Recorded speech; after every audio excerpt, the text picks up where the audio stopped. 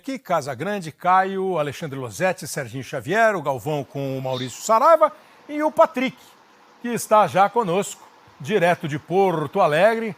Fone enjoado, hein, Patrick? Patrick, primeiro, muito obrigado pela atenção, por aceitar o nosso convite.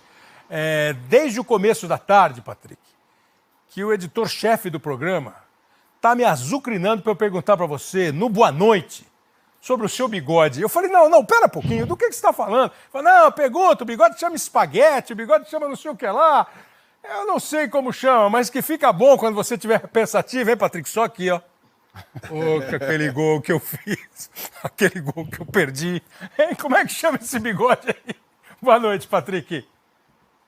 Boa noite a todos do programa. Lancei o fonezinho aqui que eu sou acostumado a fazer a live, né, de Free Fire. Então, já uni o útil ao agradável. Esse bigode aqui é uma marca registrada, né, dos últimos anos que eu tenho usado. Eu não sei o certo, tem muitas pessoas dão nomes a ele, nomes a tipo de bigode, eu não sei ao certo o nome, mas foi um estilo que eu adotei nos últimos anos e quando eu perco o gol, eu costumo, ou quando eu faço o gol, eu costumo bater na cabeça para poder não desmanchar o bigode, né? É boa. Será que o bigode tem alguma coisa a ver? Faltou um pouco de cabelo na cabeça, então caprichou no bigode. Mas lembra também, Kleber, lembra aqueles... O bigode português, lá dos anos do século XIX, 1800 e pouco. O próprio Dom Pedro, imperador do Brasil, fazia assim no bigode, né? Ao que me consta, o que a história nos conta. O Paulo César, que vem daqui a pouco, já lembrou de Hercule Poirot, o detetive belga. Os caras te falam. Você é francês? Ele falou, francês não, belga. O detetive dos livros da Agatha Christie. Agora, Kleber. Fala, Maurício. Você sabe que o Patrick tem uma história de crescente evolução no time do Inter, de um protagonismo que se materializou impressionantemente no jogo contra o Fortaleza. Isso faz 3 rodadas no máximo. E eu quero que o Patrick conte para quem está nos acompanhando. Naquele jogo, para contextualizar, o Internacional fez uma grande atuação, abriu 2-0, podia ter ido a 4, cedeu o empate com o Fortaleza. E quando cede o empate com o Fortaleza, há uma turbulência, o time cai de produção. E o terceiro gol que repõe o Inter à frente é uma iniciativa do Patrick com um drible em 3 jogadores, sempre na vertical, driblando os jogadores do Fortaleza. Da linha de fundo ele cruza, que é uma assistência para o João Peglov fazer 3-2, o Inter foi a 4-2. Mas eu estava comentando o jogo na Rádio Gaúcha e naquele momento eu abri o microfone para dizer que o Patrick pegou o jogo para ele no momento mais tenso do time do Internacional. E quem faz isso é protagonista. E hoje, além do Patrick, tem o Edenilson e o Yuri Alberto. Antes era o Thiago Galhardo, nesse momento com o Abel Braga é o Yuri Alberto. Eu queria saber de você, Patrick, em que momento você entendeu que você é um dos protagonistas do time, naquela partida quando você pegou o jogo para si e levou o Internacional para o 3-2, foi eleito o melhor em campo. Esse protagonismo seu, em que momento você percebeu que era uma responsabilidade sua? Parabéns pela campanha e parabéns pelo seu trabalho. Obrigado. A gente sempre procura fazer o melhor para a equipe, né? E nessas últimas rodadas, nesses últimos jogos, a gente tem feito boas partidas e o trabalho coletivo faz alguns jogadores se destacar individualmente. E eu não digo que nessa partida eu fui protagonista, porque a gente sabe o quanto foi difícil construir o placar e depois ter que correr atrás. Acho que eu não fiz sozinho, meus companheiros me ajudaram e eu consegui fazer essa jogada e dar assistência. A gente tem uma equipe, a gente está com um pensamento muito positivo e eu acho que cada um tem a sua responsabilidade, cada um sabe a sua responsabilidade e o trabalho coletivo forte em algumas partidas vai individualizar algumas atuações, mas eu continuo procurando sempre ajudar o Inter, sendo protagonista ou não, e eu acredito no trabalho da equipe toda. Patrick, a gente vai falar muito mais do Grenal, que você está vendo ali os gols, Galvão, só para eu fazer uma questãozinha aqui com ele. Eu estou vendo aqui, você tem 28 anos de idade, nasceu no Rio, começou lá no Olaria, tentou jogar nos times grandes do Rio. Aí foi para fora do país, deu uma rodada, o Vanderlei Luxemburgo te levou lá para o Sport. E ao contrário do Saraiva, não exatamente ao contrário, mas assim, desde o ano passado, o ano retrasado, quando a gente conversa aqui, principalmente com os dois que comentam mais jogos comigo, o Caio e o Casa, muitas vezes nós falamos assim que o Patrick é meio a alma do Internacional. O Patrick, o Edenilson. No seguinte sentido, é aquele cara assim, pô, o Patrick é um super craque. O rei da habilidade. Não, o Patrick é um cara forte, constante, vai pra cima, decisivo. Uma coisinha né? só, que eu até fiz o jogo ontem do Grenal. Pra mim, e eu falei no jogo, o Patrick é a intensidade Pois do jogo. Exatamente. Ele é a intensidade do jogo do Inter. Exatamente. O Patrick, quando ele tá bem na partida, ele é intenso e ele obriga... Fazer igual. Obriga o time a acompanhar a intensidade e a força dele. Eu fiz um jogo, o Saraiva estava comigo no jogo e o Bob, a gente fez um Cruzeiro Internacional em Porto Alegre, que eu olhei e falei assim, acho que foi o ano passado, 19 e tal. Falei, pô, esse time do Internacional voa, é um time... Então, assim, você se encontrou no Internacional, com qual ambiente, com qual maneira? É aquele coisa assim, pô, minha carreira tá indo e eu não tô engrenando, Aí chegou o Internacional na tua vida, é meio assim. Como é que foi essa identificação e essa sequência que você tem? Em 2017, quando eu encerrei minha passagem pelo esporte, junto com o meu empresário, surgiram algumas oportunidades de clube e o Internacional era uma delas. E a gente conversando, quando surgiu o Internacional, a gente não pensou duas vezes. Ele falou para mim que era um clube que eu poderia encaixar muito bem com o meu estilo de jogo e que eu poderia ajudar muito, tanto o clube como poderia crescer na minha carreira, né? E o Internacional estava subindo da Série B, tinha uma obrigação de fazer um excelente 2018, né? Até para dar uma resposta para todos que viram o Internacional cair de divisão. E a gente acabou classificando para a Libertadores, brigou pelo título até as últimas rodadas. E eu me adaptei muito bem ao estilo de jogo dos treinadores. Acho que isso também me ajuda bastante. Mas eu sou um cara que tem a característica de sempre se entregar nas partidas, sempre dar o seu melhor. E o Internacional, a atmosfera, o histórico do clube também tem jogadores com essa identidade.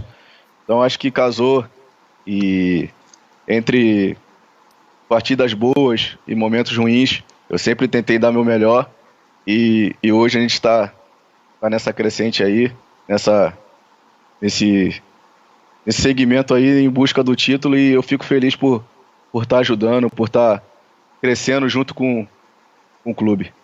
Fala aí, Galvão, desculpa aí, eu te interrompi aquela hora. Imagina, que é isso, estamos aqui todos para conversar. Não, a minha colocação, mesmo que eu falei com o Edmilson no outro programa, como é que você, que o Casa definiu muito bem, você é a intensidade do time mesmo, é o cara que carrega, que vai para frente, que vai buscar, que bota velocidade, porque o Inter de hoje, ele faz a marcação alta, ele faz a marcação baixa quando necessária, ele traz o adversário do seu campo, ele vai marcar lá em cima, mas talvez nesse momento seja o time que tem esse futebol mais vertical, ou faça como o Bragantino fez agora no jogo de hoje com o Corinthians, que eu estava vendo que o Casa falou, em 4 passos botou o jogador na cara do gol. Mas o Inter teve um começo muito bom com o Kudê. Foi líder durante muitas rodadas, certo, Patrick? Depois houve a mudança. Mas a mudança não foi só a mudança de técnica. Houve uma mudança de filosofia de jogo, de posicionamento, de nomes, né? Porque o Abel, com toda a força que tem dentro do Inter e com toda a capacidade dele, ele trouxe jogadores, trouxe Praxedes, trouxe Yuri, trouxe Caio Vidal, e veio Maurício, veio... Eu estou dizendo diferentes que não jogavam todos os dias, e Peglo, e o retorno do Dourado, o Rodinei pela direita, e você sempre firme ali. Então, até que ponto é um Inter diferente? Como é que você sente o Inter hoje? Porque o Inter atingiu ontem uma marca histórica. O Inter atingiu uma marca de 8 vitórias consecutivas que só tinha sido conseguida 2 vezes na história do Campeonato Brasileiro. Em 2003 no Cruzeiro de Vanderlei Luxemburgo e em 2019 no Flamengo do JJ, do Jesus. E quem alcançou foi campeão, né, Galvão? E quem alcançou foi campeão. E o Inter não é campeão há 41 anos. Abriu a vantagem, não estou dizendo que vai ser campeão, gente, não é isso que eu estou falando. Como é que você sente esse Inter nesse momento e essa mudança tão grande nesse trabalho que o Abel fez? Porque a obra para ele era complicada, cara. Vocês viam vindo tão bem e é um outro jeito de jogar, é um outro tipo. Como é que você explica? Como é que você se dá com o Abel? Como é que você sente lá dentro? O trabalho do professor Kudê e o trabalho do Abel são de escolas diferentes, né? A gente sempre fala, né? Dentro do grupo, né? Nunca começa com quem inicia a temporada. Há muitas mudanças e a gente tem que estar sempre preparado para isso. E tanto os jogadores como a comissão técnica, a diretoria, isso sempre pode acontecer. E o professor Abel chega no momento em que a gente passa por uma dificuldade, mas sem palavras para dizer esse momento que a gente está vivendo, o trabalho que ele tem feito com a gente. Eu acho que a vontade dele de trabalhar, a vontade dele de vencer, a transparência dele no dia a dia, eu acho que isso nos contagiou a comprar a sua ideia. E jogo a jogo, ele está sempre buscando estudar junto com o staff as partidas. E eu acho que a gente entrou na linha, entrou na vibe, comprou a ideia dele. A gente precisava acreditar nisso, precisava deixar o trabalho do Kudê para trás e ele colocou seu trabalho em prática, a gente abraçou o projeto e hoje posso dizer que estamos num caminho que possa ser um caminho vitorioso em breve. E é curioso, né, Casa, porque assim, a troca de técnico foi uma troca ocasionada por uma escolha do Kudê. Sim. Né? Por mais que o time não estivesse... Não foi demitido, né? Foi embora e deixou um time bem... Por mais que naquele instante o Internacional não tivesse como está agora, como estava antes, com o próprio Kudê, chega um técnico que muda e o Patrick falou um negócio agora, cara. O Abel não tem elogio permanente. O Abel tem que ser criticado e elogiado quando ele vai bem, quando ele vai mal. Os últimos trabalhos do Abel não foram bons. Conversei com o Abel outro dia no podcast, ele super gente boa conversando e admitindo os erros, as falhas, assim. Mas o Patrick falou um negócio, ele chega com uma vontade de trabalhar. Claro. E por tudo que rolou na vida do Abel recentemente, né, eu acho que o Abel, ele usa o trabalho hoje até como uma terapia, como uma, sabe, um jeito de se ocupar, entendeu? Então, assim, é uma questão assim, de respeito, né? E essa vontade, Galvão, de trabalhar. Você veja, o Abel, o sorriso voltou no rosto do Abel. Eu conheço o Abel há muitos anos. Você falou aí do podcast, um cara gente boa, educado, um cara que toca piano e que aprecia bons vinhos, já começa a ter um bom gosto danado na vida, né? Então, ele é um cara diferenciado mesmo. O drama que ele passou em 2017, apenas do filho mais novo, passou um drama... Ele volta a sorrir, ele está sorrindo. Sabe que de longe eu sinto, troco algumas mensagens com ele, mas de longe eu sinto, ele está feliz de trabalhar, ele está feliz de saber que o time comprou a ideia dele e está feliz junto com ele. Isso não tem preço, gente. Ô Galvão, você sabe que o mais importante recentemente, e foi inclusive alvo de assunto de debate nosso no próprio Bem Amigos, se você se colocar no lugar do Abel, tirando o drama pessoal que ele viveu, e eu não vou nem arriscar dizer que superou, porque pelo que ele passou, não sei se uma pessoa supera. Ela sobrevive e vai adiante. Mas o certo, Galvão, é que ele chega num momento em que tem que ser alguém muito destemido, muito audaz e muito necessitado de um desafio desse tamanho para pegar a barca que ele pega, que é a saída de um treinador por conta própria, ele quis sair, o Inter todo classificado ou pré-classificado em Libertadores e Copa do Brasil e líder do Brasileirão. Embora as últimas 2 rodadas da liderança com o Kudê dependessem menos dos resultados do Inter e mais dos resultados paralelos. Mas o fato é que o Abel chega, em 3 dias estreia. Logo depois, ele é eliminado em Copa do Brasil e em Libertadores, ganhando o jogo fora de casa e perdendo nos pênaltis. Atravessa um coronavírus, supera o coronavírus, ganha o grupo definitivamente, faz escolhas e repete essas escolhas. E uma dessas escolhas que ele não discutiu em momento algum, por isso que eu chamei o Patrick de protagonista, o Patrick foi o único jogador do Internacional marcado dobrado no Grenal de ontem. O Grêmio não fazia marcação dobrada em ninguém, mas quando o Patrick pegava a bola, vinha o Vitor Ferraz, imediatamente um segundo jogador, porque o Patrick é o cara que mais toma a iniciativa pessoal, tenta a vitória pessoal com o drible. Você percebeu isso no Grenal, Patrick, no jogo, que cada vez que você pegava a bola, não vinha um, vinham dois marcadores, e você tinha que ou tentar driblá-los, e algumas vezes conseguiu, ou jogar do lado para poder se livrar dela? Patrick, desculpa só, assim, vamos entrar no Grenal daqui a pouco para valer, no Grenal mesmo, esse Grenal, que o Casa tava quase com a bola, quase deu um carrinho em você. É. Não, mas era um carrinho só para te ajudar. Primeiro assim, eu entendo muito bem o Abel, porque o trabalho para mim é uma coisa muito importante. Exato. É como se fosse uma terapia, claro. E você preenche o seu vazio. Né? Aquele vazio, cada um tem o seu vazio. É isso. O vazio do Abel é terrível, mas o meu vazio também é terrível. Claro. Então a gente preenche com o futebol. O Inter, eu vou falar uma coisa que muita gente estava aqui semana passada e o Galvão estava aqui e falou, ô Casão, vai apostar. Eu falei... Deixa eu dizer uma coisa pra você, o Casa tinha pedido folga. Depois dos resultados, o Casa falou assim, não, eu quero ir, eu sabia que ele vinha. Vem, vem, Casa, vem. Ô, Galvão, eu vim pra dar o carrinho. Eu vim, eu sou que nem o Patrick, intenso. Faz um autorretrato aí. O lance foi o seguinte. Vou dividir. O lance foi o seguinte, segundo eu falei que eu achava que o meio da semana seria do Internacional. Mas na realidade foi o meio e o final. Então acertou metade só. É só metade, porque eu não falei do Grenal. Mas assim, porque eu acredito no Internacional. Eu acredito mesmo. Sabe por quê? Eu acredito até que vai ser campeão internacional, porque o Internacional vem de 8 vitórias consecutivas, sendo que uma foi 5-1 no Morumbi e passou o líder, e ontem, de virada, ganhou o Grenal, que ele não ganhava há muito tempo. Há 11 jogos. Há 11 jogos. Então, assim, vamos lá. 8 partidas vencendo direto. Só faltam 6 jogos. Na cabeça lógica, é improvável para mim que o Internacional, que vem nessa... caia tanto... perder 4 jogos nesse de momento. 6. Perder 4 de 6. É muito, sabe, tem que cair muito. E assim, não mostra isso. O jogo de ontem, o jogo da semana passada, os jogos, você olha para o Internacional, assim, eu não vejo essa possibilidade.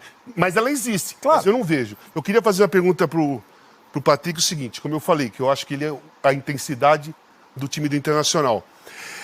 O Inter, nos últimos anos, jogava desse jeito. Começava o campeonato, todo mundo falava, olha o Inter, depois caía. E era eliminado ali e tal. Esse ano foi ao contrário.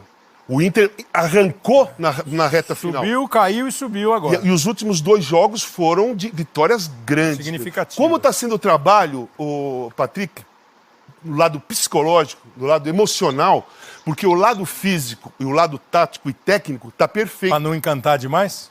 Para não ficar encantado demais? Não é só para não ficar encantado demais, mas também para continuar focado nos últimos 6 jogos, porque tudo pode acontecer numa partida de futebol. Está tendo um trabalho mais especial, assim, que o Abel ou outros jogadores, ou vocês mesmos, né? Os jogadores se reúnem ali e falam, é o seguinte, não podemos vacilar, porque o foco que o Internacional está demonstrando é uma coisa impressionante. É desgastante na realidade. Pois é. Então, Patrick, está tendo essa conversa do Abel, da comissão e de vocês, jogadores, para não perder o foco? Que o Abel falou alguma coisa, Patrick, assim, era melhor que ninguém estivesse falando de nós. Ele bate muito nessa tecla, né? Mas nas últimas partidas que a gente imprimiu essa sequência de vitórias, se tornou uma situação inviável, né? Então, a gente sabe que vão estar falando da gente. Hoje nós somos o adversário a ser batido por ser líder do campeonato, mas ele sempre fala pra gente não cair nas armadilhas, né? E essa situação é um tipo de armadilha. E que se a gente achar que já ganhou, que a gente já é campeão por estar na frente 4 pontos, a gente pode se atrapalhar. E a gente conversou muito, principalmente depois do jogo contra o Boca Juniors, que a gente foi eliminado e que a gente fez uma grande partida.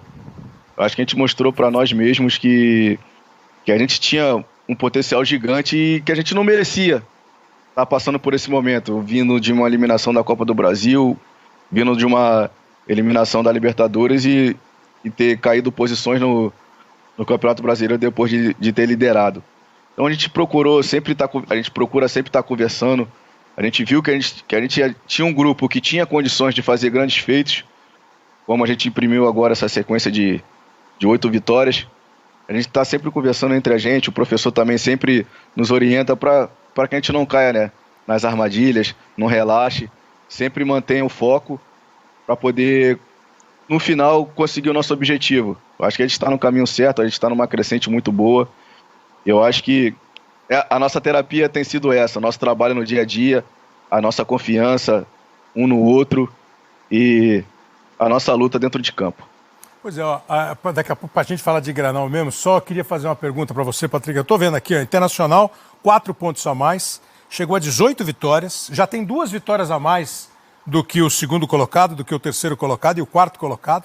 Esses são times com 16 vitórias. Numa rodada em que o Atlético perdeu do Vasco, o Grêmio perdeu do Inter, o Palmeiras perdeu do Ceará, o Flamengo perdeu do Atlético Paranaense, o São Paulo empatou com o Coritiba. Sábado começou todo mundo dizendo assim, nossa, que prejuízo do São Paulo. Aí no domingo os caras ficaram mais no vermelho ainda. Vermelho sem nenhuma alusão ao Internacional, que só o Internacional ganhou. Agora há pouco o Corinthians perdeu do Bragantino, 2-0. A gente pode até rever os gols que nós mostramos no começo, um gol do Elinho e um gol do Claudinho. Tem uma explicação na tua cabeça para esse campeonato tão assim? Um time aparece, o Corinthians vai brigar para não cair. O Corinthians vai brigar pela Libertadores. Ih, o Corinthians perdeu 2. Bragantino, você vê o Bragantino, chegou na primeira divisão, vai cair. O Bragantino já está em 9º, 11º lugar. Tem alguma explicação para esse campeonato? É o ano, a temporada, a doença, o ritmo? Você tem um diagnóstico, doutor Patrick? Eu acho que as equipes mudaram um pouco, né? Digo em relação a contratações de jogadores. Então, eu acredito que o Campeonato Brasileiro é um dos mais equilibrados que existe, né? Porque tem sempre muitas equipes buscando o título até o final. Não tem remédio. Isso varia da sua preparação dentro do campeonato. Eu acho que todas as equipes vão passar por altas e baixos. Mas se você fizer uma boa preparação, a gente poderia ter se entregado quando a gente perdeu posições no campeonato, que a gente se viu em 6º colocado, mas a gente procurou continuar trabalhando e voltou a encontrar o caminho das vitórias. Então acho que a gente que já disputa o Campeonato Brasileiro já há alguns anos, a gente tem que saber que o campeonato é um campeonato equilibrado e você tem que estar preparado para perder e para vencer. Então, acho que se você mantiver esse equilíbrio, eu acho que você consegue fazer um bom campeonato. Serginho, Losetti, Caio, se vocês quiserem entrar no Grenal. Eu queria fazer uma pergunta até em cima do que o Patrick falou. Boa noite, Patrick. Parabéns pelo seu desempenho individual e coletivo aí nesse campeonato e nos últimos anos. Mas eu estava vendo aqui o time do Inter e o Rodrigo Dourado subiu em 2015. Começou a jogar já profissionalmente em 2015.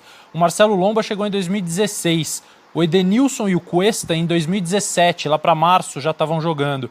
Você no final de 17 para 18, junto com o Moledo, que está na 3ª passagem. Então eu estou falando de 6 titulares que estão jogando juntos há 3 anos no Internacional. Quanto isso ajuda, Patrick? Tudo que vocês já passaram, o conhecimento que vocês têm um do outro, e passando também nesse campeonato com troca de treinador, troca de diretoria, de presidente, de diretor, lesões, o quanto ajuda esse conhecimento que vocês têm em campo e fora de campo para o Internacional ter superado, estar superando todos esses problemas? Boa noite. Eu acho que isso ajuda muito, cara. Ajuda no dia a dia para quem chega e ajuda também no nosso desempenho dentro de campo. A gente já está, eu desde 2018 aí com esses jogadores, então a gente já se conhece muito bem, a gente sabe do nosso potencial, das nossas características e quem entra na equipe a gente sempre tenta ajudar. Às vezes a gente vai ceder espaço a outros jogadores, mas eu acho que essa espinha, não só desses jogadores, mas de outros jogadores que também estão no elenco todos esses anos, eu acho que fortalece muito o clube, fortalece um pensamento do clube e os jogadores que chegam para somar e cabe a nós passar essa responsabilidade, assumir esse posto, né, de manter as características, manter a filosofia do clube para quem chega e para que possam desempenhar o seu trabalho e nos ajudar. E é o que tem acontecido com algumas contratações que sempre têm vindo nesses anos e têm nos ajudado. E salvo engano, Serginho, desde que ele chegou foi o Odair Hellmann, aí o Odair saiu, veio o Zé Ricardo um período pequenininho, Kudê e agora o Abel. Que também é um período... Estabilidade ajuda. Para essa nossa roleta aqui, é um período de poucos técnicos, e um período razoavelmente bom de poucos técnicos. Né? Deixa eu só pegar um gancho que o Patrick deu ali na primeira resposta que você falou sobre o Abel estudar muito o adversário. E aí eu queria pegar, Patrick, os dois jogos, digamos, mais recentes, mais vistosos, né? Que se o Internacional for campeão, a gente vai lembrar demais dele, né? O 5-1 no São Paulo e o Grenal, né? No 5-1 do São Paulo, muita gente esperava, o Inter vai vir reativo, né? Vai ficar lá trancado e vai correr no contra-ataque. O Inter foi lá e deu bote na saída de bola do São Paulo, quer dizer, teve, digamos, uma adaptação ao que o São Paulo vinha se complicando, quer dizer, um jogo adaptado ao São Paulo. No Grenal, imagino que vocês sabiam, né, que o Grêmio ia tentar, como se diz lá no Sul, amorcegar o jogo, né, no primeiro tempo, deixar o tempo passar, para no segundo colocar o Maicon e provavelmente mais velocidade, o Ferreirinha, entrou até o Luiz Fernando do outro lado, e o jogo iria mudar. Vocês conversaram sobre esse Grêmio diferente que viria no segundo tempo? Vocês conversaram sobre o São Paulo que tinha problemas de saída de bola, né, por baixo? Vocês se adaptaram a esse jogo? O que o Abel falou? A gente conversou sim.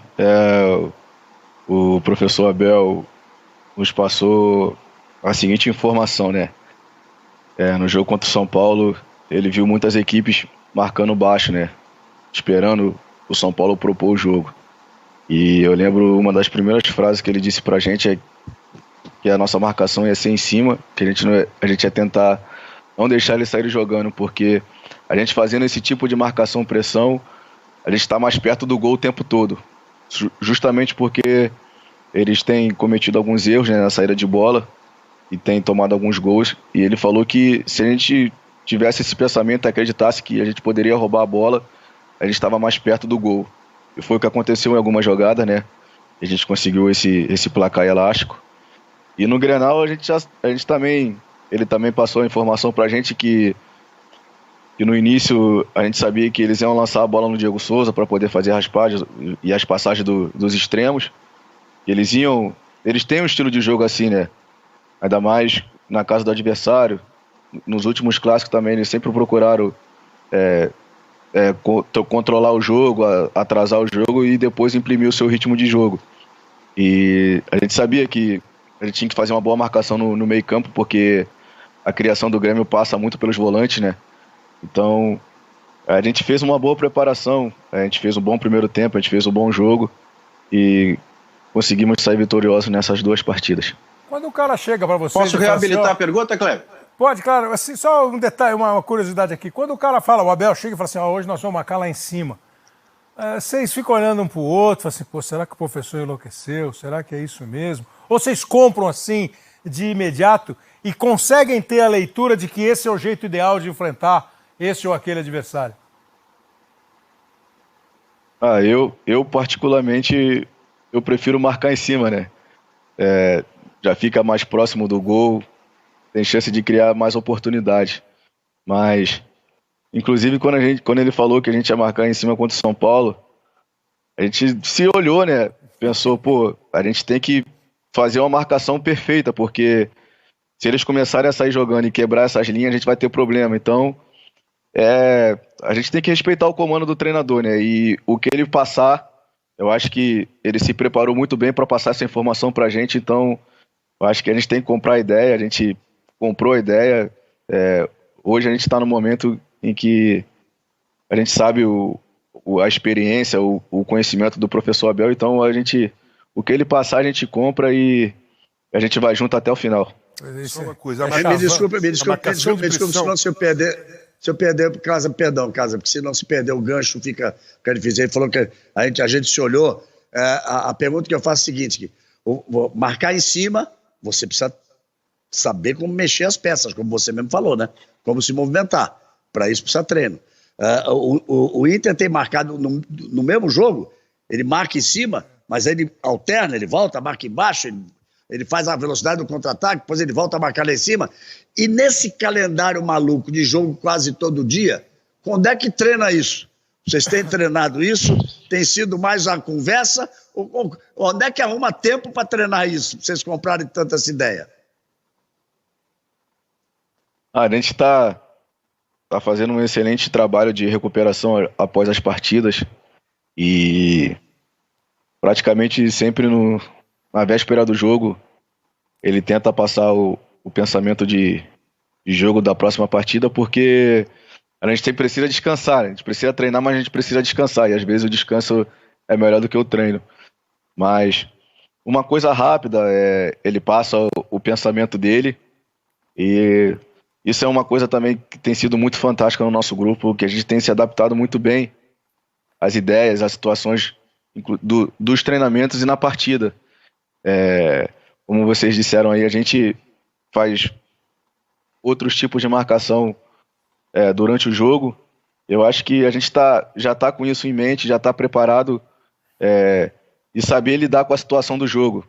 Às vezes a gente vai estar passando por um momento de dificuldade, a gente tem que ter humildade para poder baixar as linhas, e a gente tem uma transição muito rápida, muito boa, com a entrada do Caio, eu, Edenilson ali, o Praxedes, fazem essa transição muito boa, então a gente consegue, durante a partida, controlar esses pontos de marcação, e o Inter não cai de rendimento, né? Então acho que isso tem sido bom. A gente tem trabalhado quando pode e tem se adaptado bem durante as partidas. É clichê do futebol, mas se não dá certo o papo do treinador com a ideia do jogador... Isso aí é fundamental. É clichê. Os jogadores, quando acreditam no treinador, tudo rola.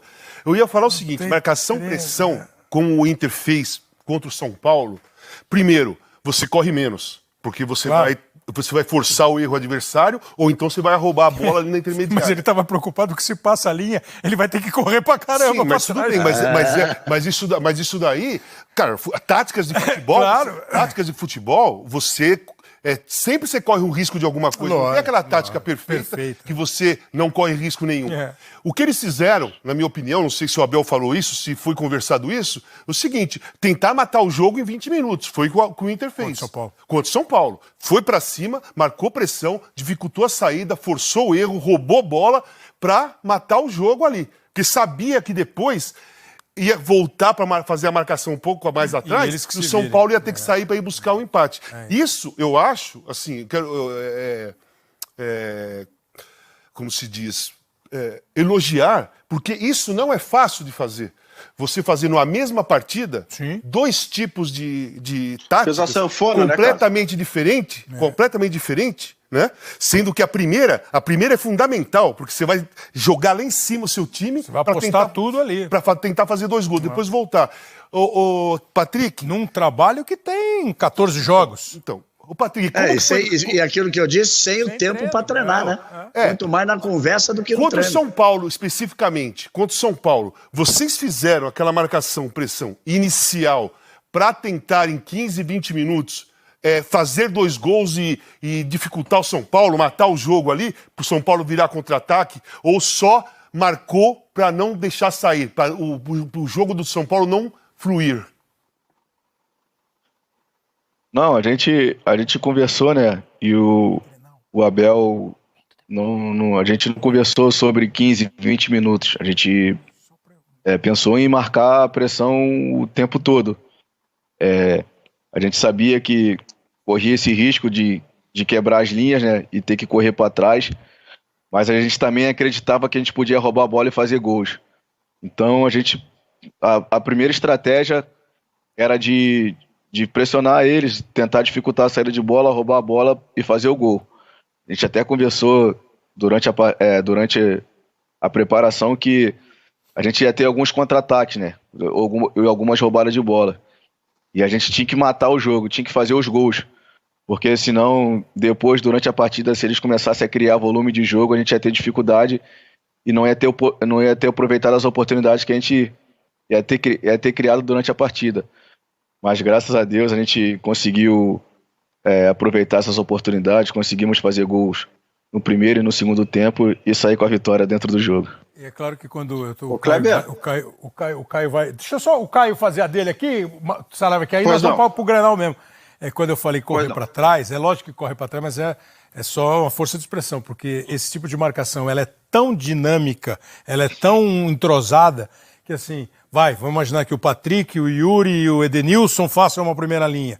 Obviamente que os caras do meio já adiantam para tentar tomar a bola, para que eles possam fazer um movimento de volta, a defesa adianta. Não é correr para trás feito um desesperado, porque a bola passou, agora corre, não é nada disso. Talvez seja como ele disse, quando quebra a linha, não é correr para trás, é correr atrás. Atrás. Porque o cara já quebrou a linha, ele passou com a bola, você tem que correr atrás de quem passou com a bola. Porque foi isso que ele disse. Se a segunda linha não estiver ali próxima, para ir retardando essa passagem, aí quebra tudo. Só uma coisinha. Aí tem que correr atrás. Quando você joga contra um time que marca pressão, porque eu joguei o tempo todo que eu estava na Itália contra o Milan. O Milan, do saque, era o pressing do Milan.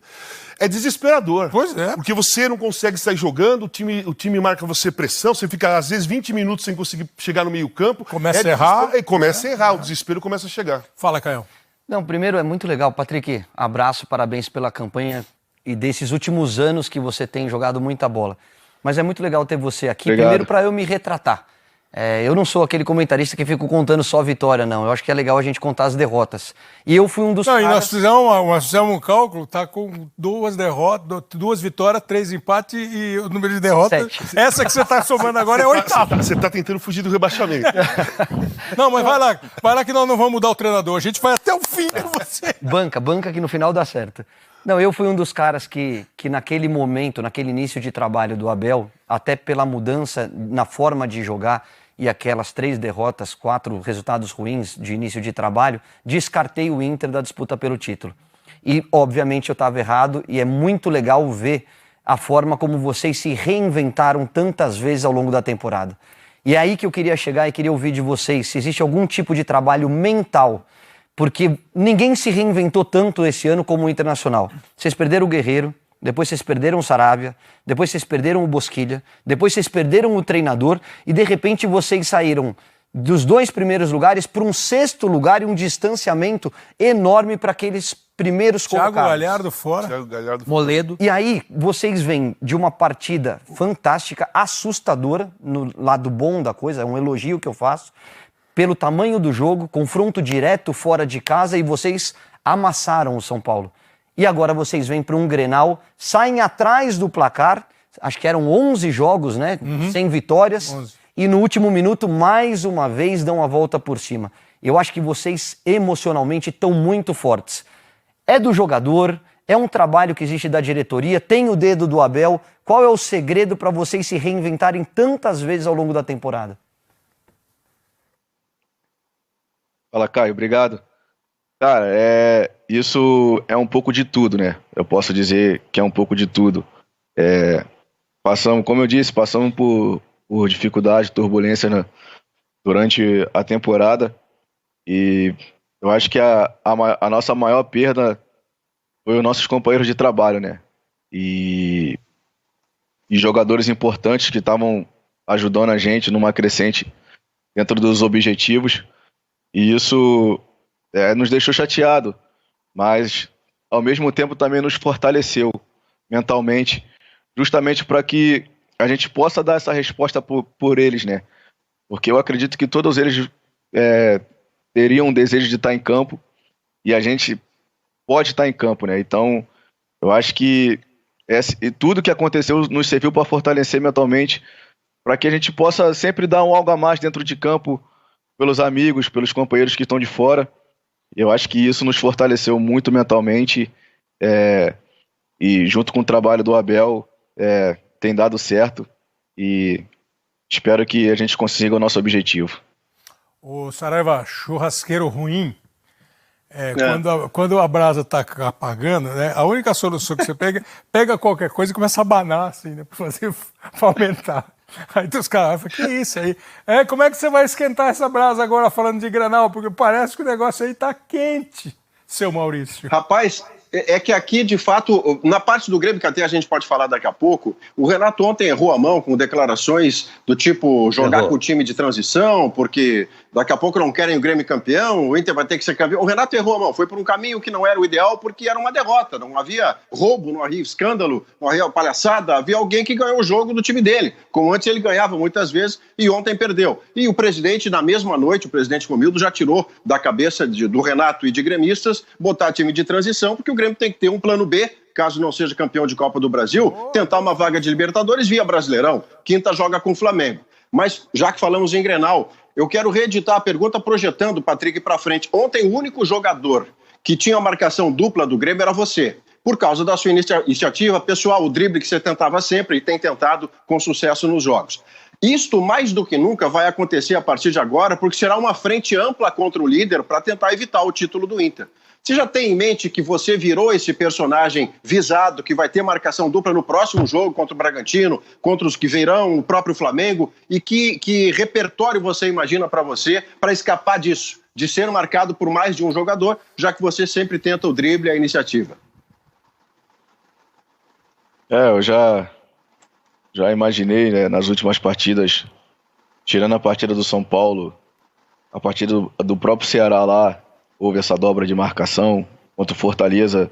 Inclusive o professor Anderson Moreira colocou 2 laterais, né, naquele lado direito ali, para poder inibir, né, esse tipo de jogada. A gente sabe, esse é o preço, né, quando você se assume responsável por jogadas importantes da equipe, você fica mais visado. Eu não posso te falar aqui qual é o repertório que eu vou buscar fazer para poder sair dessas situações, mas eu tenho que te perguntar. Mas pode ter certeza que eu vou estar me preparando e vou tentar superar os adversários durante as partidas, independente da marcação. Hoje foi dia de descanso, foi dia de conversa, foi dia de trabalho, não teve nada, vocês não se apresentaram, vocês se encontraram com o Abel, porque o assunto já passa a ser, agora, né, 6 jogos pro final, Patrick, é jogo a jogo, né? E esse meio de semana tem um adversário complicado, porque o adversário veio de... eu te agradecer, o Luiz Roberto tá assistindo, eu fiz a conta errada aqui, né? Porque 5 jogos, 4 vitórias, 4 vezes 3, 12, então são 13 pontos conquistados em 15, não 14, 14 não dá, né? Mas é um adversário que nos 5 jogos vem de 4 vitórias e um empate. E vem crescendo muito o time do Bragantino. Já se falou de Bragantino, a conversa é amanhã. Como é que fica essa história? Hoje nós estamos de folga, né? O que foi para trás você pode contar. Agora, se você contar o que vocês pretendem fazer, o Abel não vai gostar, né? Com certeza, não vou contar nada. Hoje foi um dia de folga, hoje foi um dia de aproveitar a família, ficar em casa, nós descansar, e não conta né? pra ele que você contou. Entendeu?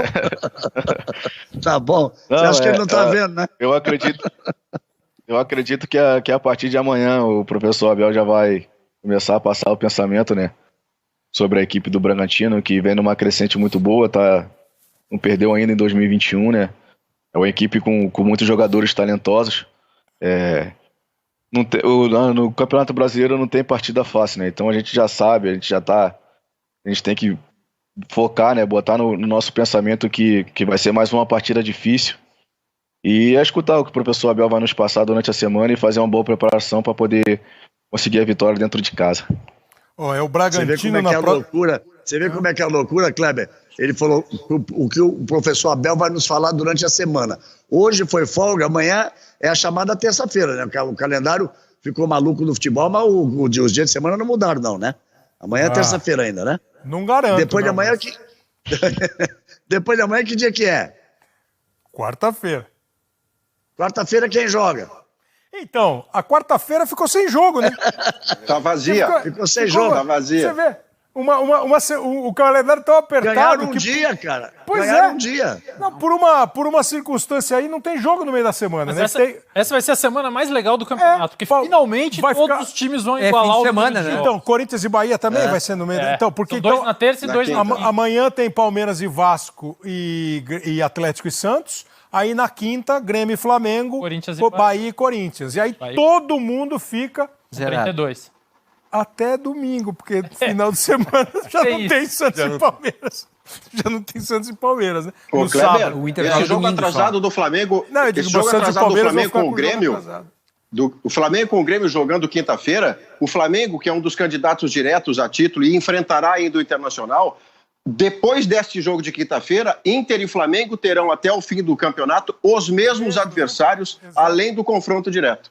Pois é, eu estava vendo aqui esse casal. É o Bragantino na próxima rodada, depois pega o Atlético Paranaense em Curitiba, falando aqui só do líder do campeonato, hoje 4 pontos de vantagem. Depois tem o Sport em Porto Alegre, na 36ª rodada o Vasco no Rio, na 37ª rodada Flamengo e Internacional no Rio. Vai poder ficar no Rio. Fala pro Abel ficar no Rio direto, entre Vasco e Flamengo, aí você fica lá. E na 38ª, o Internacional volta a Porto Alegre para receber o Corinthians na última rodada do campeonato. Você falou dos jogos. Então eu vou no raciocínio do Vanderlei, quando ele veio aqui. Ele falou assim, vou jogar um campeonato de 12 partidas. Eu tenho que pegar primeiro ou segundo colocado, né? Pra ser campeão ou segundo colocado, para não ficar... 18 pontos. O Internacional joga um campeonato de 6 jogos 18 pontos. que não precisa ser o campeão. Ele não precisa ser o campeão para ser o campeão do campeonato. 4 pontos de vantagem, ele não tem 2 rodadas. Né? Então, ele tem 2 rodadas de vantagem. Então, o Inter vai jogar um campeonato de 6 jogos, que são os últimos 6, sendo que, no raciocínio do Vanderlei, um rebaixamento do campeão, ele não precisa ser o campeão desse torneio de 6 jogos. Ele não precisa ser o campeão do torneio de 6 jogos. Ele em 4 partidas... Pode ser o vice, mas com 1 pontinho. Mas ele tem 4 partidas, ele pode ser campeão. Ele tem uma vantagem grande que é o seguinte, ele tem 18 vitórias. Exato. Ele tem 18 vitórias. Os que vêm a seguir têm 16 vitórias. Obrigatoriamente Tá certo, ele precisa perder 2 e os caras ganharem 2. O primeiro critério é o número de vitórias. O segundo critério é o saldo de gols. E o saldo do Inter é lá longe na frente dos outros. Exatamente. Então ele tem esses 4 pontos. Ele tem tudo, ele pode ser o campeão chegando com o mesmo número de pontos de um outro clube, porque dificilmente outro clube vai ultrapassá-lo. Pois, você sabe que você falou, tá muito lá na frente, eu fui ver, não tinha ideia, 25 gols de saldo tem o Inter, 18 São Paulo, 12 o Flamengo, 13 o Atlético, 14... Teve 8 gols aí esses dias de 14 diferença nesse saldo. Pois é. 4 para um lado e 4 para o outro. Você vê que É uma grande... Gente, é uma grande vantagem que é o seguinte, o primeiro critério é o número de vitórias, o Inter tem mais. O segundo critério é o saldo de gols, sobra. E o terceiro critério é o número de gols marcados, também leva vantagem. É o segundo melhor ataque. Exatamente. Primeiro. Então, Kleber, É o primeiro, Saraiva. eu acho que Ele passou a ser melhor o primeiro ataque. com os 2 gols de ontem, é verdade. 55 a segunda contra melhor 54 defesa. do Atlético, 53 do Flamengo, 52 do É isso que São o Casa, Paulo. é isso que o Casa falou. O campeonato, se você pegar ali os 5 primeiros, os 6 primeiros, é um campeonato entre esses 6, onde ele leva essa vantagem. Não quer dizer que é campeão, não dá para cravar que seja campeão. Olha a classificação aí, olha lá. Ele tem 32 jogos, o São Paulo também tem 32. Flamengo, Atlético, Palmeiras e Grêmio tem 31 pontos. Vamos parar por ali. Só que, recuperando esses jogos perdidos, o Palmeiras pode ir a 54, o Grêmio pode ir a 54, isso já seria 8 pontos de diferença. O Atlético pode ir a 57, seriam 5 pontos de diferença, e o Flamengo pode ir a 58, seriam os mesmos 4 pontos de diferença que ele tem em relação ao São Paulo. Veja lá, 18 vitórias. São Paulo, Flamengo e Atlético têm 16 vitórias. Os outros dificilmente alcançam, 14 e 12 vitórias. Saldo de gols, 25 contra 18, contra 12, contra 13, contra 14, contra 13. Olha os gols pró, 52, 55 contra 52, 53, 54, 44, 40. Não são só os pontos, não. Porque num campeonato... Lidera em todos os quesitos, né, Galvão? Lidera em todos os quesitos. E não é só a questão de tabela, é a bola que o Inter tá jogando. Pois é, o momento que ele deu essa arrancada subida, na hora certa. Tá todo mundo patinando no momento mais importante do campeonato. E eles estão vindo atropelando todo mundo no confronto direto. O elogio que eu tô fazendo, que todos nós estamos fazendo a você, Patrick, eu queria estender ao Edenilson. Que eu acho que vocês dois são o motor desse time do Internacional. E na hora que você vem, quando a gente fala desse lado você vai deixar mental, os caras mascarados. Cara, na hora que você pega um Grenal... O Abel vai falar assim, não esquece que o Caio... Não, mas assim... A única... Caio, a brincadeira. Tem que sacanear o Caio agora. Porque a única coisa que nesse momento o Patrick não quer, viu, Caio? É que você diga assim... O Inter vai ser campeão, que eles dizem, meu Deus, ele vai errar de novo. Eu aprendo com os erros. Eu sou um cara que eu reconheço quando eu falo demais. Sim.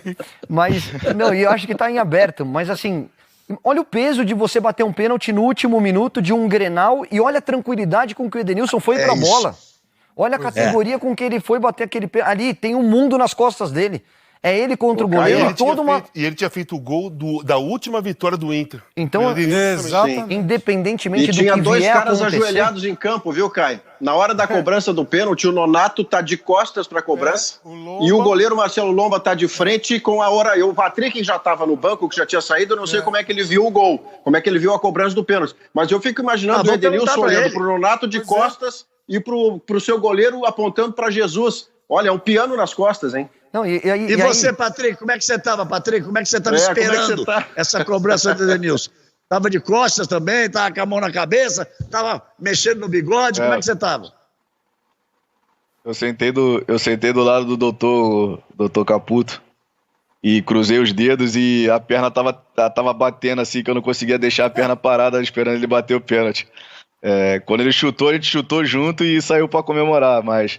Eu tava sentado do lado do doutor, cruzando os dedos e torcendo para que ele fizesse o gol e tem que parabenizar pela cobrança, porque não é qualquer um que tem aquela frieza e a qualidade para fazer aquilo num momento desse. Patrick, agora, você falou que como é que você tava quando... Foi maneiro. Olha o toque, Kleber. Cara, tá tranquilo. Ele ficou a 2 passos da bola, cara. Ele fez aquele movimento para esperar o goleiro se definir. Foi uma geladeira, amigo. Gelado. E foi legal ontem que tanto o jogo, assim, tô falando da TV aberta, da TV Globo, a gente tava fazendo Ceará e Palmeiras e o Luiz Roberto tava fazendo no Rio Atlético Paranaense e Flamengo. E os dois jogos terminaram e o Grenal ainda tava rolando e aí a gente foi ao vivo, tanto São Paulo quanto o Rio, quem estava assistindo o Flamengo e Atlético, quem estava assistindo Ceará e Palmeiras, para ver ao vivo a cobrança do pênalti e tal. Aí os caras te perguntaram... Agora imagina quem estava no Premier como eu assistindo os 3. Pois é, o jogo... E o pique inteiro do jogo. Eles te perguntaram como é que você viu a cobrança de pênalti e tal, como é que você tá, você já falou, perna tremendo. Como é que você viu a marcação do pênalti? Justíssima. Não entendi. Acho que você foi um pouco driblador. Como é que foi que você achou? Justíssima. Pra mim foi pênalti e não tenho o que discutir. Posso colocar ele então numa furada? Eu também acho que foi pênalti. Mas e o lance anterior do pênalti em cima do Ferreira? Você acha que foi pênalti? Esse eu não tava olhando. Os dois... Esse pênalti olhando em câmera lenta, você tira uma conclusão que é pênalti, né?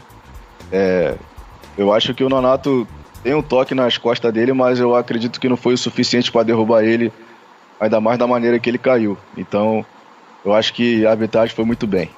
Bom, mas acho que é importante Sandro, Kleber, o Sandro Meirahit estava na nossa transmissão aqui na RBS TV no Rio Grande do Sul e depois até no troca de passes no Sport TV ele refez, porque no primeiro momento ele deu não pênalti do Kahneman e depois no troca ele refez, mas nesse lance do Ferreira com o Nonato, o Sandro Meirahit deu o lance normal e também me pareceu, vendo o jogo na velocidade normal, um lance de disputa de espaço, né? Claro que tem essa imagem, perdão, gente. Essa imagem que acabou convencendo o Sandro depois. Porque eu tava no momento vendo, o Sandro disse que não achou pênalti, eu achei que foi pênalti, que a bola toca primeiro no braço, o braço tá... Ele faz o gesto do braço, ela toca primeiro no braço, depois vem no corpo, O Santos depois achou, por essa imagem, ele no troca de passe vai dizer que foi pênalti. E olha, eu tô achando que também foi pênalti o outro lance também. Mas também estou com o que o Maurício disse. Acho que o Renato, eu tenho elogiado tanto o Renato. E acho que o Renato ontem, como se diz no Sul, virou o fio, se passou. Né? O Renato se passou. Ele ficou a cabeça quente. Tenho certeza que hoje ele já deve estar com a cabeça no lugar. Até por uma questão para você também, você ouviu aqui a opinião do Galvão, do Saraiva, vai ouvir a dos outros, mas passa por uma questão para você ouvir e também ter a sua, se é que você ainda não ouviu o que o Renato falou depois do jogo. Então eu pergunto para você, já que em algumas vezes o clube foi criticado, eu fui criticado, o presidente foi criticado, o Grêmio foi criticado, por não querer nada com o Campeonato Brasileiro. Isso nunca houve. O Grêmio sempre quis ganhar o Campeonato Brasileiro. Aí eu pergunto para vocês, a gente tem que continuar disputando o Campeonato Brasileiro? Se o presidente me autorizar, vai jogar transição. Porque essa vergonha aqui a gente não precisa passar, né? Vamos botar a transição para jogar. Não quer que o Grêmio seja campeão? Carta marcada? É o Internacional que tem que ser campeão brasileiro? Ninguém está tirando os méritos do Internacional. Mas todo mundo viu o que aconteceu hoje aqui. Bom, transição, ele quer dizer que não é o time titular, não é o time Virou titular. um fio. E aí hoje o Saraiva já falou, eu queria só que você repetisse, porque à tarde conversando eu estava falando, mas e a posição do Grêmio, do presidente do Grêmio? Você já ouviu que logo ontem à noite ele falou? Ontem mesmo o presidente sensatamente disse que isso não ia acontecer porque é uma questão de estratégia que só mesmo a cabeça quente do Renato não pôde perceber naquele momento. Mas a gente não pode também normalizar pela cabeça quente você levantar uma suspeição tão infundada num campeonato inteiro. Houve uma pergunta sobre cartas marcadas, isso não faz sentido. Como diz o Galvão, hoje essa adrenalina já baixou do Renato. Mas ontem ainda o presidente institucionalmente disse que o Grêmio vai continuar disputando o Brasileiro sim com toda a força, porque se não for campeão da Copa do Brasil, e esta é uma possibilidade pelo menos 50-50, a gente não está falando em favoritismo em relação ao Palmeiras ou ao Grêmio, mas há 50% de chances pelo menos de o Grêmio não ser campeão. E aí, para tentar uma vaga de Libertadores direta, só o Campeonato Brasileiro. Como é que você vai botar time de transição e enfraquecer a sua disputa? Não faz nenhum sentido estrategicamente. E o presidente já tirou isso da cabeça do Renato e da torcida ontem mesmo. Não faz sentido, Maurício Kleber, porque a Libertadores está no DNA do Grêmio. Isso. O Grêmio vem se classificando insistentemente para a Libertadores. A Libertadores está no DNA do Grêmio, não à toa. São 3 os times que são tricampeões da Libertadores, o Grêmio, São Paulo e o Santos vai tentar agora um tetracampeonato. Se voltarmos na tabela, o Grêmio tem 51 pontos, que é o mesmo número do Palmeiras. O Santos, nesse momento, é o 9º colocado. Então, a decisão da Libertadores é no próximo sábado. E pode dar, vamos ficar nos 50%, pode dar Palmeiras, pode dar Santos, pode dar Palmeiras. Até a 6ª vaga é garantida. Então o Grêmio tem que continuar para, na pior das hipóteses, estar entre os 6. Porque senão ele vai depender de que o campeão da Libertadores esteja entre esses 6 para abrir mais uma vaga. Ou ele passa a ter a obrigação de ganhar a final com o Palmeiras na Copa do Brasil para que ele tenha essa vaga. Então, como a Libertadores está no DNA do Grêmio, o Renato deve ter esfriado a cabeça, o Renato foi fazendo um trabalho espetacular nesses últimos anos, não à toa vem conquistando títulos, não à toa vem sendo elogiado. Se passou ontem, perdeu um pouco a cabeça na entrevista, mas é só olhar a tabela, o Grêmio precisa continuar. Para o Grêmio faltam 7 jogos. Nesses 7 jogos precisa continuar na luta. Eu vou dizer assim, mesmo se o Grêmio já estivesse classificado para a Libertadores, lógico, não faz sentido jogar com um time de transição, porque seria feio para a história do Grêmio. Porque o Grêmio é muito maior do que isso. Porque o Renato... Porque assim, lógico que isso que vocês estão falando faz todo sentido. Sim, claro. O Grêmio precisa do campeonato. Mas eu acho que a declaração dele vai além da estratégia. É que se o Grêmio... Então, eu acho que são duas questões diferentes. Cogitar isso não é do tamanho nem do Renato, nem do tamanho do Grêmio. Se o Grêmio... por isso que eu comecei dizendo, ele se passou. Muito. Ele passou do limite, ele foi mal. Ele que vem vindo tão bem, inclusive nas entrevistas, do jeito irônico dele, ele foi mal e deve ter hoje a noção exata de que foi mal.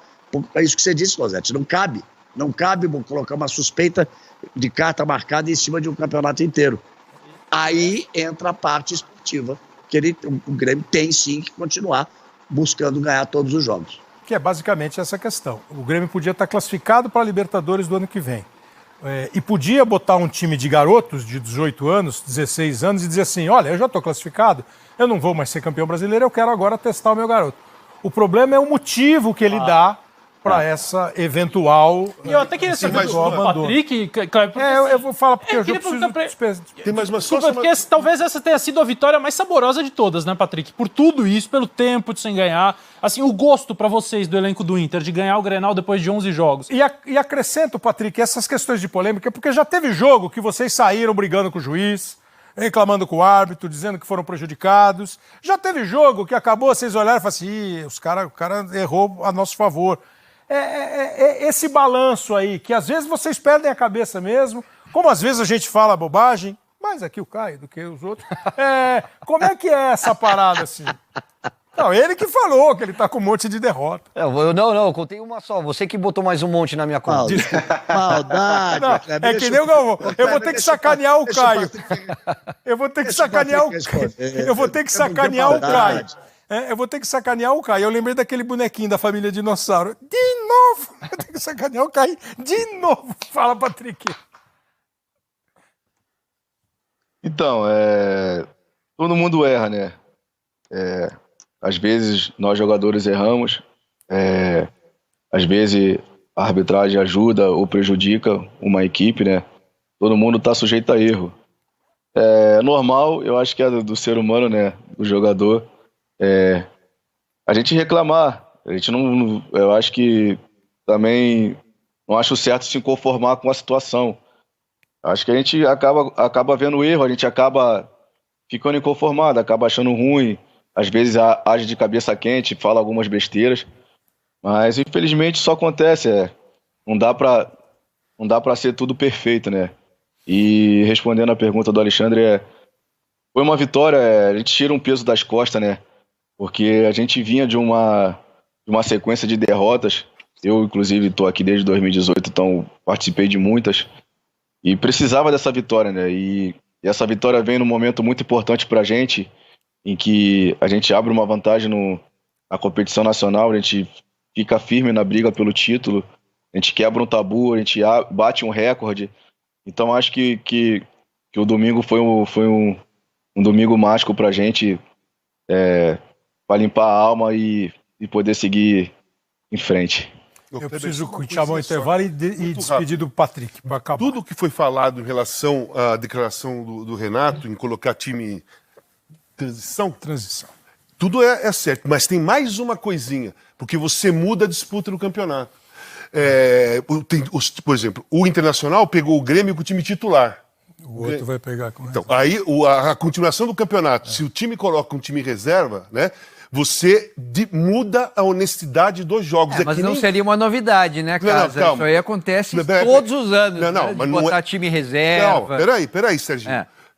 Porque a gente reclamava quando o time vendia o jogo para outra cidade, certo? O time vendia, chegava no fim do campeonato, o time já não tinha mais chance de ganhar o campeonato, também não ia cair, vendia o mando de jogo para pegar uma grana. E aí, os times que tinham jogado antes, jogaram na casa daquele time lá, muito mais difícil. Claro. E depois os outros que vinham depois iam jogar num campo neutro. Que era desequilíbrio, né? Que era desequilíbrio. Então você colocar deliberadamente um time totalmente reserva, porque você quer abandonar o campeonato, você muda a honestidade do jogo. O que até é diferente, assim, eu botei um time reserva porque, por exemplo, o Santos vai botar time reserva, o Palmeiras botou time reserva. Pô, eu vou jogar a final ali. Sim, você botar porque você ficou bravo com alguma coisa. Então. Mas foi muito bem o presidente do Grêmio, o Romildo Bozandi, no próprio domingo, dizer assim, o Renato estava de cabeça quente, nós temos uma estratégia, porque é isso, gente. Ninguém tem garantido. Ele é muito equilibrado, viu, Kleber? Ele é muito equilibrado. Ele é muito equilibrado, Romildo. São boas declarações, boas entrevistas, porque ninguém está garantido, né? O Palmeiras pode ir para a Libertadores do ano que vem em 2 frentes. 3, né? 3. A Copa do Brasil, a Libertadores e o Campeonato Brasileiro. O Santos, uma, e a outra está ficando para trás. O Grêmio, mas ninguém tem. Acho que hoje, se você pegar na matemática, talvez o Internacional esteja garantido. Vai o São Paulo, e acho que matematicamente ninguém, né? Mas é evidente que um campeonato tão disputado, num ano tão assim de pontuação justa, você não pode abandonar nada. A não ser em caso extremo. Pô, eu vou jogar sábado a final da Libertadores, eu não vou com o meu time titular para o Ceará e nem vou com o meu time titular para pegar o Vasco, no caso do Palmeiras. Patrick, super obrigado. Espero que você tenha gostado também da conversa. Foi um papo bem legal, que você falou do Internacional, de você, do campeonato. A gente gostou, espero que você tenha gostado também. Patrick, você queria falar uma coisa, não entendo, rapaz. Eu só não entendo uma coisa, cara. O que será que aconteceu? Quem é que cuidava lá há 9 anos atrás, 10 anos atrás? Quem é que cuidava de aprovar jogador novo ali no onde é que foi? No Flamengo, no Vasco e no Botafogo. Você de Olaria, você que é de Olaria, eu sei com muita honra de ser de Olaria, eu sei que você fez teste no Botafogo, no Flamengo e no Vasco, que não foi aprovado em nenhum dos 3 e foi parar no Operário do Paraná. Rapaz, não precisa falar não, eu só não tô aqui viajando, dizendo assim, quem é que será que cuidava naquela época desses 3 clubes que não viu o Patrick jogar, que você joga bola, cara, parabéns, viu? Parabéns mesmo. E olha, vocês vão ter que ter uma cabeça muito boa, porque o Internacional é muito grande, você já sabe disso, né?